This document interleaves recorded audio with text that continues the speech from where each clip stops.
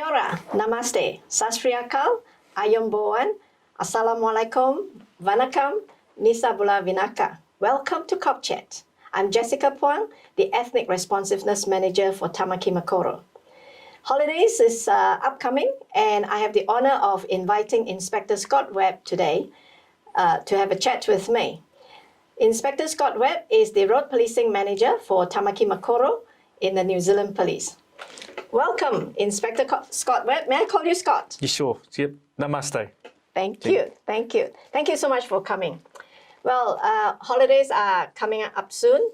And so today I want to focus a little bit more about road safety. Yeah. Is it true that during this holiday season, every year, that police have to work a little bit harder? Yes, that's true.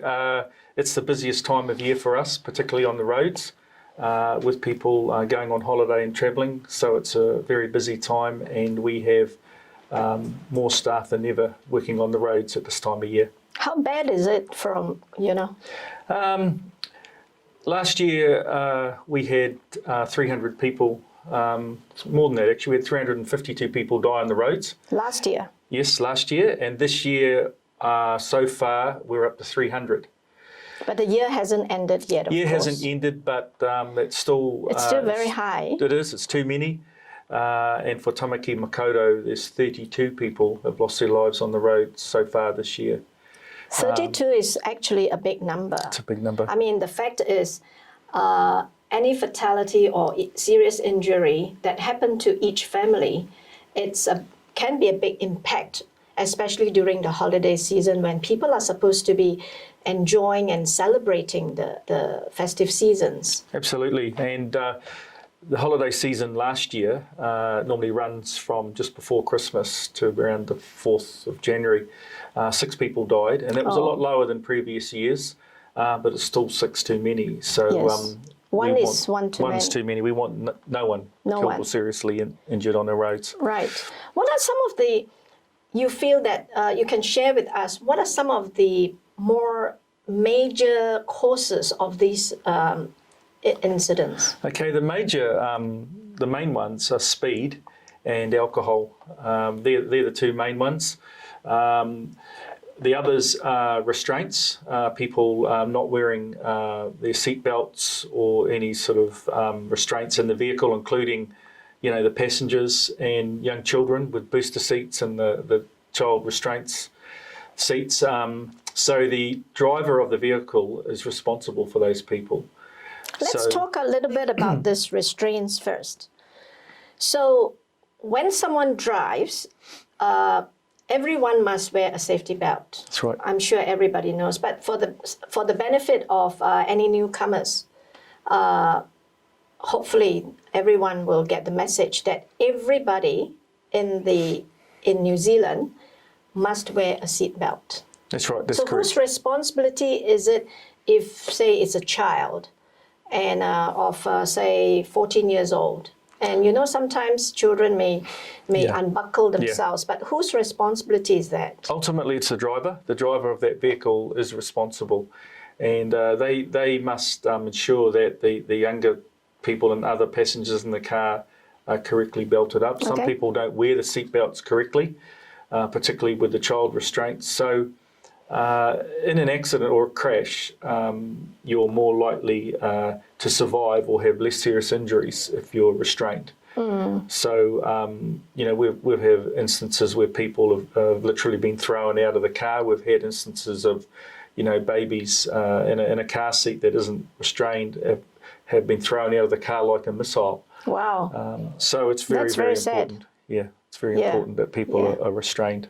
Then you also talk about impairment, isn't it? So how does that? So impairment is alcohol and or drugs. So we're asking people, it's the Christmas cheer. It's a happy time of year, and we know that people will celebrate. But what we're asking is people not to drive or use any drugs. And we have a program running with Auckland Transport on the Friday before Christmas. It's called Free Friday or Home Free. and the Auckland Transport have kindly offered free public transport. So buses, trains, and most of the ferries are free from about 4 p.m. onwards. Which Friday is that? What date is it? Do you remember? That's the Friday, last Friday before Christmas. Before Christmas. Yep, the last Okay. Friday before. And the idea is that we accept that, we're not the fun police, and people do have after work parties and celebrations for a hard year.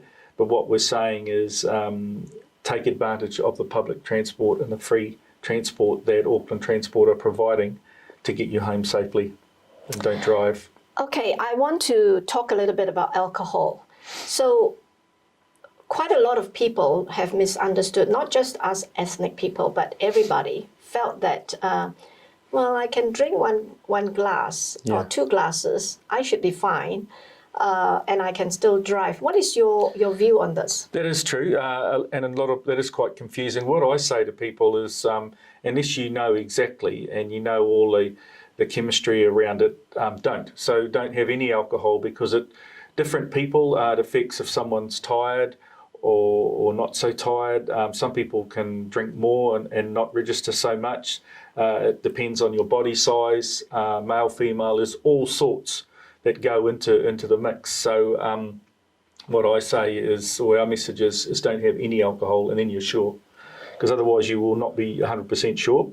So, okay, that's a good point when you talk about chemistry of body, and sometimes even the same body, I could feel okay if I drink a glass today and still feel okay. But there are some dates that I could drink a glass and I do not feel okay. So my body chemistry, even within the one person, could differ on different dates and even different times of the day. Absolutely, yeah.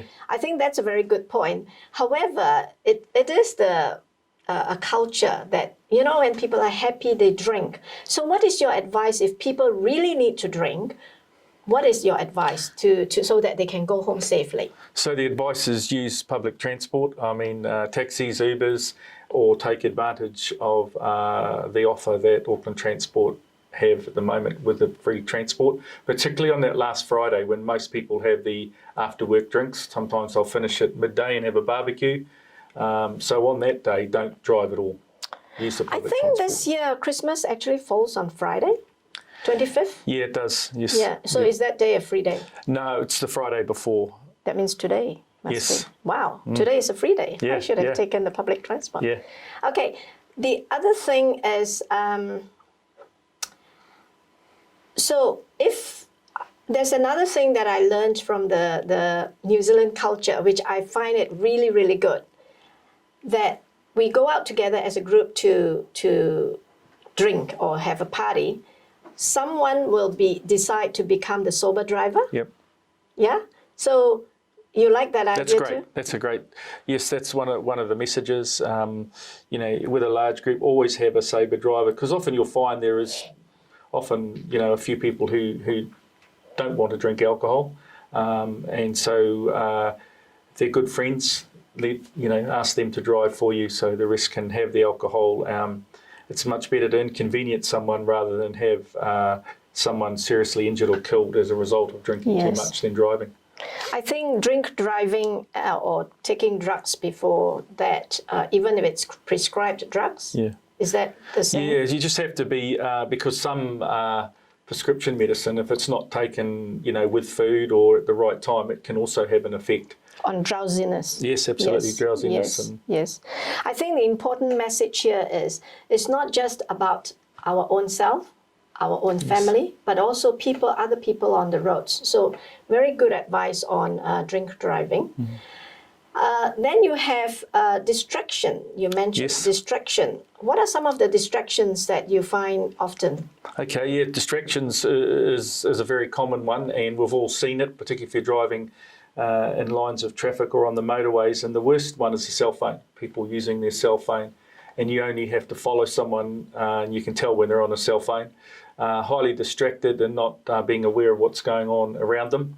So the cell phone's the main one. Other ones are very common are people putting on makeup and looking at the mirror while they're driving and staring with their knees. Put on the lipstick. Absolutely. And sometimes, people shaving, men are shaving Others Eating? Eating their cereal bowl and eating.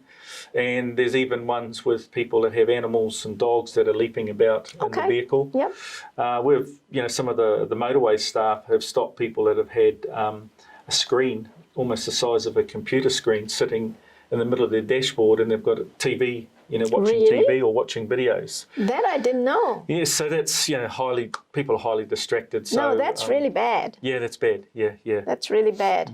To watch a video, because you do get sucked into the movie. That's right. If it's a movie, and it's really dangerous. Now, let's talk a little bit about using phones. What we notice is, even when I drive around, I see a lot of people using the phones. What can those people do if they really know that they have to take that phone call? Sure. We accept that people in busy roles do, at times have to take calls. But what we say is, set your phone to a hands-free kit, or more commonly, you see people have the AirPods, and they'll have them in their ears. So if a call comes in, they can take that call and not be distracted so much, and that's fine. It's when they're hanging onto the phone and looking down at the phone, texting. Texting is bad. Texting is really bad. And actually, I think it's important for our audience to know that many people thought that, I'm in a traffic jam now, so it's okay if I look down and text. But actually, we all know who is texting, who is using the phones, eh? It's very easy to see, and from a police point of view, it stands out. You think that people can hide them away, but they can't, and it's very obvious when someone is. And what you'll find is in a long queue of traffic, that's when people think it's okay to text, and then they're not paying attention, and then someone's tooting at them, or they'll roll forward and bang into another car. So worse in a high-speed environment like a motorway or an open road, it's really bad. You just touch on speed. What speed is the tolerance for holidays? Yeah. Okay, so in the holiday period, nationally, there's usually a 4K tolerance set, and that's set nationally. And that's with the speed cameras, the static cameras, the speed camera vans, and even police staff. But the police officers still have a discretion. 50 is 50. 50's 50. That's it. That's a good example. 50's 50, 100's 100, 80's 80. And you'll see a lot of people will set their cruise control like a little bit over, and they seem to think that, I've got 15 Ks. It's not. The limit is the limit, and if you set your cruise control, set just under that limit, so it allows. So, someone doing 51 Ks in a wide sort of urban street, or 52 might be more acceptable to the officer who stops you than someone doing that sort of speed in a built-up area, or going above the speed. Swerve around, going above the speed at crossings or outside schools. 100 Ks on an open road or a little bit more might be fine, but in some areas it may not be. So it's the officers still have that discretion around that. So let's talk a little bit about road rage, because you just mentioned, when, especially now, when the traffic is building up, because people are either getting ready or going on holidays, taking longer leave. So what I find is there's a lot of cars and people are rushing, really rushing, regardless of whether it's their trucks or cars. And when there's a road rage, what should people do? I mean, first of all, let's not have a road rage, correct? But if someone is really building up that heat within themselves, give us some advice. Yeah, sure. And Jessica, you're totally correct. This time of year, I don't know whether it's a Kiwi thing or a New Zealand thing, but this time of year, leading up to Christmas, it's very stressful. It's hot, and particularly in Auckland, the queues of traffic are really bad, really bad, and people get really agitated, and there is lots of incidents of road rage. And what we say to people is, leave a bit earlier if you're going somewhere, even if you're going down to the shops or you need to go to the supermarket, leave earlier than you usually do. And you have to accept that there will be queues of traffic, and that's part of life living in Auckland, the queues of traffic that we all experience every day. So people need to just be mindful of that, leave earlier and just calm down and be, as our Prime Minister says, be kind to everyone. And that applies. I like that. I like that. On the road as well. Just if someone wants to, if someone's misjudged something and most people would say, oh, this person's cut in front of me, well, let them in. Don't drive up and not let them in. And we know that people do that, but you're just going to make things worse and cause more road rage. And we don't want that happening. Be kind on the roads as well. I really like that word, be kind, because as long as we remember to be kind, then even if we are in the queue, it does not matter. In fact, I would say New Zealand, although the queues are building up because we do have more cars now in Auckland compared to 30, 40 years ago, but the fact is the cars are still moving, the traffic is still moving. Unlike in some Asian countries, traffic completely stopped, for a long, long time, and you only move by centimeters each time. So in looking in that way, I think if we have a little bit more patience and tolerance, enjoy the festive seasons. Share with me about driving on open roads, because I'm sure we have many audience who would be traveling a little bit further away, like maybe from Auckland to Rotorua or, further away. What are the things they should look out for and maybe even preparing before they drive? Yeah, look, driving on the open roads is quite different to driving on the motorways and in the built-up Auckland area. So firstly, prepare, to check your car, that the radiator and all those obvious things with your vehicle, tyres, water. But driving on the open road, be cognizant of all the signs. So for example, in a rural road or an open road, you will come up to a corner and you may not be familiar with that corner if you're driving somewhere else. There's normally an advisory, so it's a large sign with directional arrows and it'll have a number written on it. That's the advisory speed that you should go around that corner. So if people are travelling outside Auckland where they're used to driving, they need to be cognizant of those signs. And some of the areas have the electronic signs that will flash and let you know there's something ahead, or an advisory speed. Another one is the temporary speed zones or restricted speed zones when there's roadworks on. Okay. And that is very common where people are used to travelling, say, at 80 or 100 k's along a certain bit of road, and there's roadworks on there and there's a temporary speed sign there. Be very conscious of that. And also for everyone that's travelling, particularly around the Auckland region, there are some speed changes, and there's been Auckland Transport have a speed reduction program underway where a lot of roads have speed changes and new speeds on there. So you have to be very conscious of taking note of the signs, because some roads that may have been 100 kilometres now might be 80 or 70. So there are some changes. Okay. Yeah. Sometimes when we go further away while we are driving long distance, it can be quite annoying when the car behind really go really close to you. What is your advice on that? Jessica, that's another common one where the people get really annoyed if there's people in motorhomes or towing caravans or boats, and they won't move over and let people pass. Now, generally, large, heavy motor vehicles like trucks, truckies are very conscious of that, and most of the time they will move over. Yeah.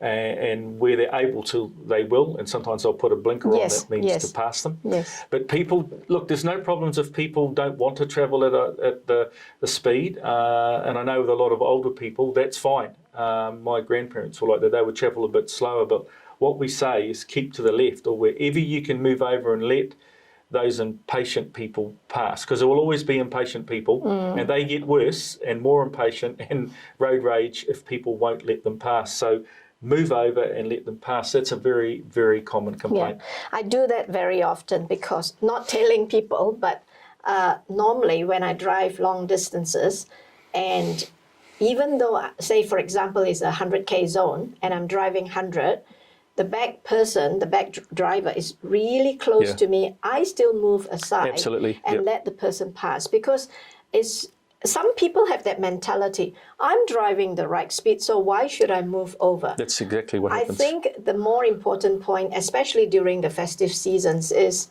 it's okay, I'll move aside Yep. and let you pass. Yep, That's exactly. a better habit, isn't It it? is a better habit, because if you hear stories of people that slam their brakes on, to try and warn them, that will make someone more angry. And you're right, if you're driving at the correct speed and you have someone behind you who is going faster, move out of the way and let them pass, and that's their risk. Otherwise, it's likely that they will ram into you, or they will get really angry, road rage. So let them pass.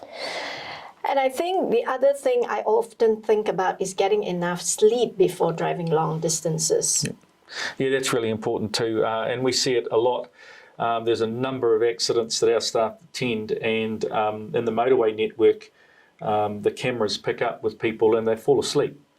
Some people have a serious medical event, and but you will see a car travelling along the road and it just drifts over. It's not, and you can see the person's asleep. There's no skid marks or anything, and they hit the barrier, or they'll drift into another car, or they'll run off the road, and then sometimes they get a fright and wake up, and then they overcorrect.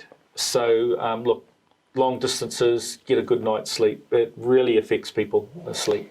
Yeah, and I believe if you have enough sleep, you're not protecting only yourself, but your family members Absolutely. as well as people on the roads. Exactly. Also, the other one is what should people do if they want to go somewhere but not sure of the destination? Is there any advice for people? Say, for example, I heard that in Rotorua or in Hamilton, there's the Ngatia Gardens, but I'm actually not sure where it is. Is there any advice to look it up first and, Yes, absolutely. I do it all the time. I'm not sure how long it will take to drive to, to Palmerston North, which I drove to recently and wasn't sure. So I Googled just distance from Auckland to Palmerston North, and that gives you an indication. And then the worst thing I think is to just U-turn. Oh, absolutely. And that's where some of the fatalities happen. Is that? Yeah, it's true. You need to know where you're going to. And there's lots of, if you're not sure, there's lots of rest areas. Just pull off and get out of the car and have a walk around. Have a walk around. I think that's a very good advice. And you see some people even put their seat back and have a power nap. Power nap. Power nap, do it, But the common one is to pull over. There's lots of rest areas. Pull over, get out, have a walk around. Yes, I think that's good. Okay. So during this holiday season, will there be more police officers around making sure people are kept safe? How is that? What's going to happen? There's lots happening, and lots of police staff on the roads. And then at night times, the checkpoints for alcohol, so our what's commonly known as the booze buses, are out checking for alcohol and or drugs, and lots of extra staff on those highways, particularly north out of Auckland and south, and some of the rural roads. There'll be a lot extra staff out and about. So if truly there's an incident that happened while someone is driving, what number should they call? So if it's really serious, it's 111, the 111 for an emergency. But if it's something that you're not sure, it's not an emergency, but you're unsure, there's the star 555. Star 555. Star 555 for road stuff. And then if it's something where, again, you're not 100% sure, you might just need to report something to police, it's the 105. So the 105, yeah. So say, for example, if I'm driving and I see this crazy driver, I can actually call star 555 or 105, but make sure I drive and park somewhere safe before I call. Yes, and look, if it's really serious, like someone's weaving across the road and all, and it's dangerous, you ring 111. 111? 111 for that, because that's an emergency. Very good. That's a potential. That's a potential fatality or very bad crash happening. Okay, that's good advice. So thank you, Scott. Any more messages that you want to share with our audience? Yeah, just Merry Christmas to everyone, and be kind to everyone, and enjoy the holidays, enjoy the drive, but plan ahead and just watch those speeds. Thank you. That's all for today. And thank you for watching Cop Chat. And I would like to thank Apna TV for offering us this platform to reach out to all of you. So here, both of us, Inspector Scott Webb and myself, wish you all a very Merry Christmas and a safe New Year.